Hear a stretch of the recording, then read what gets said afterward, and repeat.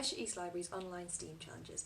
My name's Rachel, and today's Mini Makers challenge is to create a game with a simple coded game in Scratch. So we're going to have a go at making our own computer game today.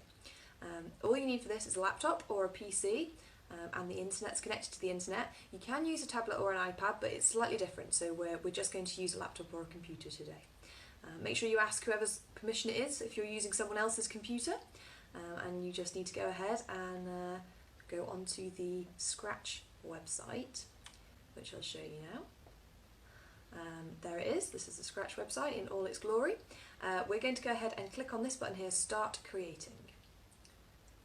There we go. So the way that Scratch works, the way that coding works, is that you have to tell a computer how to do a task. But in order to tell the computer how to do it, because computers can't think for themselves, you have to tell them every single step. You've got to break it down into lots of little tiny blocks of instructions. And this is, in Scratch, these blocks look a little bit like Lego blocks. Once you've stacked them all on top of each other, they write a list to tell the computer how to do something. So, the first thing that we need to do to make our Scratch game work, we've got the Scratch screen here. You can see there's all the different coloured blocks, all do different things. So blue blocks deal with motion. Purple blocks deal with looks, sound, events, control, all kinds of different things. It looks a little bit overwhelming if you've never seen it before, but don't worry, I'm going to show you. It's very simple. This little cat over here, I'm circling him now, is called our sprite, and he's our main character. We can change him in a minute if we want to. But the first thing we're going to go ahead and do is to put a new background on, just for fun. So we're going to click on backdrops here, and we're going to click choose a backdrop. And you can see there's all kinds of options. I'm going to have, today, let's see, I think I'm going to have a forest. There we go, ta-da! And now our sprite's in a forest. The next thing we're going to do, I'm going to get rid of this sprite. I don't want a cat to be my main character, so I'm going to click on this dustbin here. And he's gone. And I'm going to click on choose a sprite, this new one. And I'm going to add two sprites. I'm going to choose one sprite to be my catcher. So I'm going to pick this bear. He looks like a cheery chap. I'm going to pick him to be my catcher.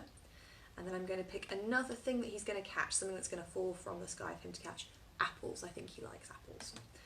You can have a play. You see there's lots of different things. You can have a play there and choose whatever you like, whatever your theme is. And you can send us in your videos and we'll be able to see what brilliant things that you've come up with. Now, the next thing we need to do is, now we've got our characters and our background, we need to teach our characters how to do what we want them to. Our sprites tell our sprites what we need them to do for the game to work. So, we're going to make sure our sprite Apple is selected. We're going to click on him here. And we're going to make him go to the top of the page because we want him to fall down as we're going. So we're going to click on when starting. Oh, she says control there is what you need. And we need the first block to say events, sorry, we need yellow and it's events. They all look the same colour on my screen. When the green flag is clicked, we need to drag that block out. I've just clicked on it, dragged it out and let it go on my coding pin board over here. So when the green flag is pricked, we want the sprite, this is down here, who we're writing code for, to go to a random position. So we've got to find motion, which is blue, find go to random position, drag it out, and you see I can click it in. When I get close to the bottom of that block, a little grey box comes up and that means it's stuck together. That's perfect. So that says go to random position, which is what we want. Now we have to set that as an X and Y axis, and the X axis goes across like this and the Y axis goes up, and we want to set Y to 180. So still under motion, we've got to find set Y, stick that on there, and we're going to click in this box. You can click there, delete that and just type in 180. Okay, and that means that when our sprite, when we press the go button up here, our apple, our sprite we're working on, should go to a random position along the top of the screen. Hurrah! Just like that. We can click it lots of times and it'll just choose a random position every time. Perfect. Okay, we're going to click on the stop button to reset. Now, the next thing we need to do is have our apple fall down the screen so that the bear can catch it. In which case we're going to make sure we're clicked on the apple still. So the apple's still in blue down here. And now we're going to have go back into events. We're going to say drag the green flag out again, And this code is going to make the apple fall down. So what we want to say is every time the green button is pressed, we always want the apple to fall down the screen. So we're going to find a big block here that says forever. We want that to happen every single time we push the button, so we're going to stick forever in under there. Right, so we want to change where the position of the apple from the top to going further down. So we want to change the apple's position y along the y-axis, that's the up and down one. We want to change it by -5 every time, so that the apple will always drop in little bits by -5. So I'm going to go and make sure you put your minus in there and your 5. Okay. Now, this next bit is a bit tricky. We want to say, if this happens, computer, you need to do this. So what we have to say is, if the apple hits the bottom of the screen, we need it to go back up to the top. So we're going to say, underneath events, it might be control, I don't know that's underneath control.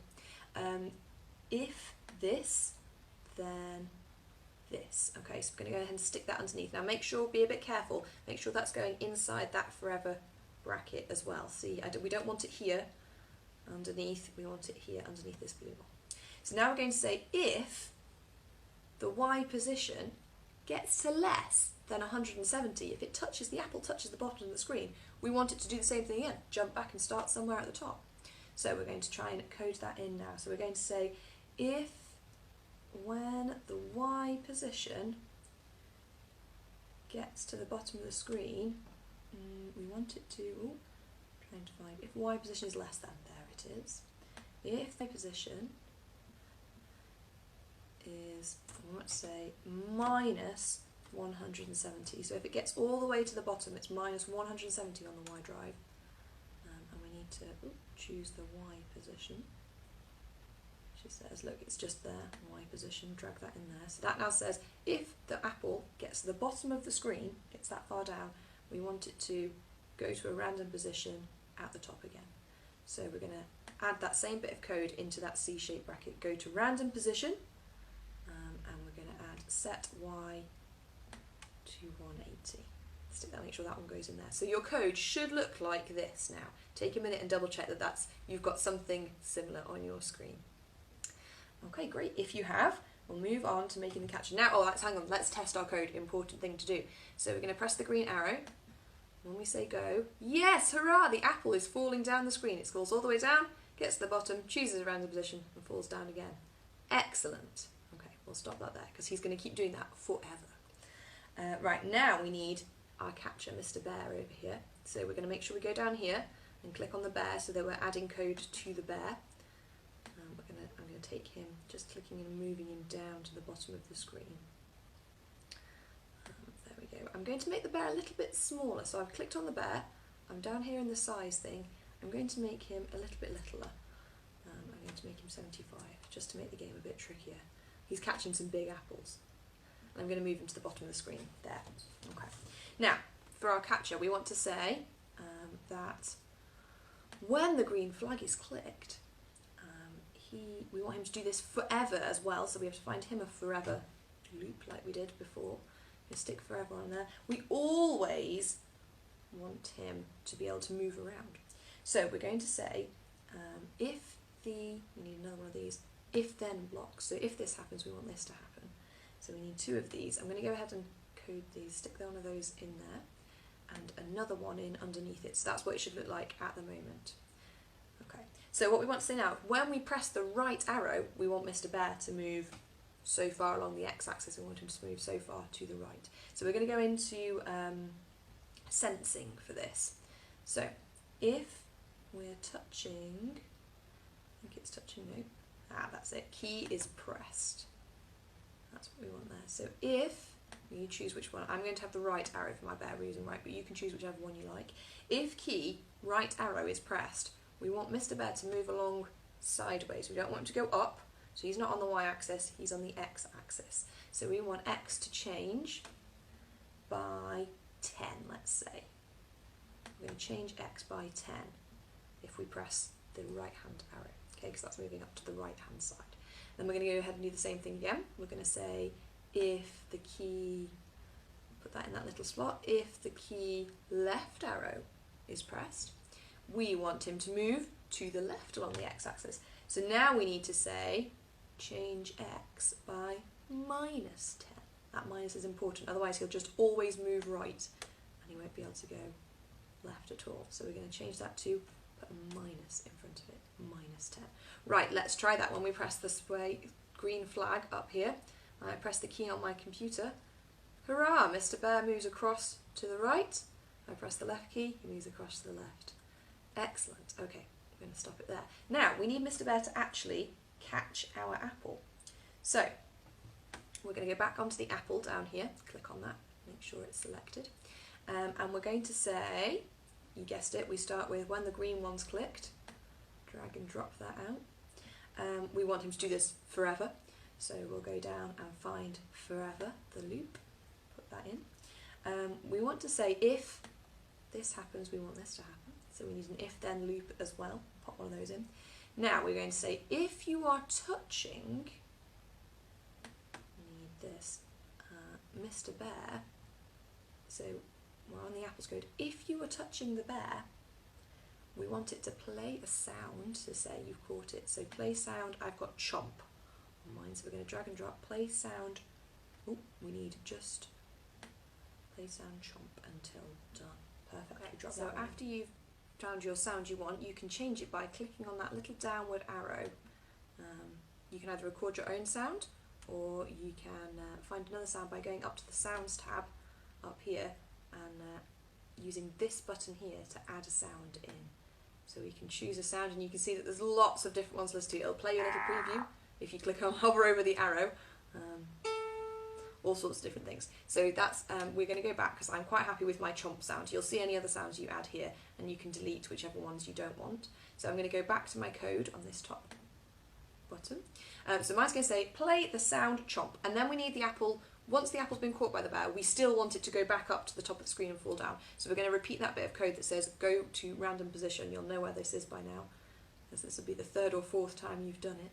We're going to say go to random position, stick that under the chomp, and set Y to 180. Make sure that looks a little bit like that. Right, let's see if we can catch the apple. Going to press the green button play up here. The apples are falling down. There we go. Hurrah, he's caught it. Can you hear that sound? Excellent. Right, we're going to go ahead and stop. Now, you might notice if the apple falls down the screen and nothing happens, Mr. Bear doesn't catch it, you don't hear that chomping sound. Great. So, hurrah, that's it. You've made a game. You can now move Mr. Bear around the screen and eat as many apples as he likes. Brilliant. There's a couple of other extra things you can do if you'd like to make your game more complicated. You can add a score counter in and a you win message or a you lose message, depending on how good your players are, who you'd like to test it out on. So I'm going to go ahead and leave it there, but I'd love to see any videos that you create and play any games that you make, so feel free to share them on our Facebook pages, and I'll pop the instructions for this tutorial that I've followed in the post as well, so that if you need a bit of an extra reminder, you've got them there too. Brilliant, thank you very much, excellent, and we'll see you all again soon. Bye!